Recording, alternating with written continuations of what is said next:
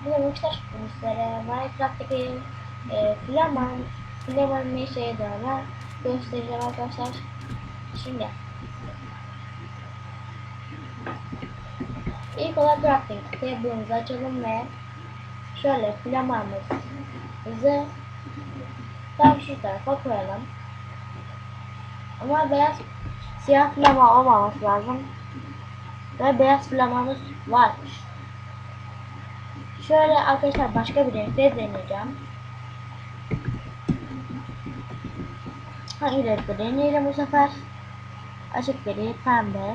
Tamam, pembe.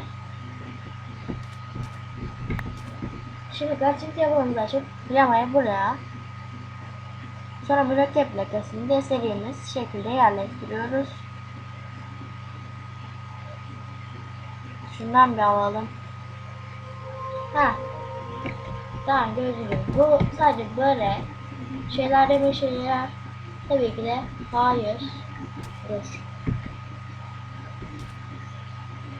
Tabii ki de hayır arkadaşlar. Bu kalkanlar da şeyler. Şöyle hemen göstereyim. Kalkanı buraya. Flamayı buraya. Dur. Flamayı buraya koyarsak gördüğünüz üzere, dur, görmüyorsunuz. Gördüğünüz üzere arkadaşlar güzel bir kalkanımız var. Ve şöyle, dur, bir ve şöyle tam bir savaşçı olabiliyoruz. Savaş.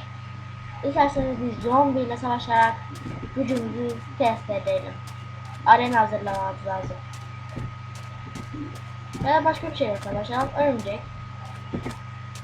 Şöyle. F5.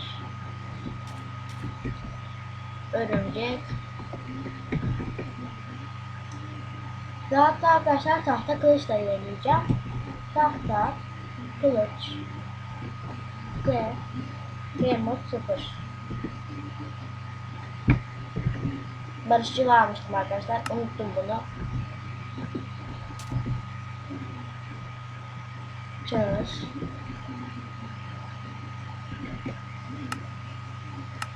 Kolay diyelim.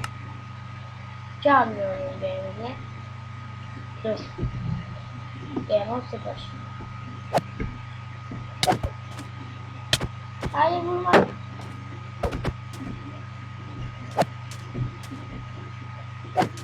Gördüğünüz gibi arkadaşlar. Sadece birazcık canımız bitti. O kadar. Normalde başka bir şey olmadı bize. Ama örümcek öldü. Gitti. Daha camı bitiramıyorum. Neyse arkadaşlar, bu videoda sonuna geldik. Beni izlediğiniz için teşekkür ederim. Abone olmayı unutmayın. Ve bay bay.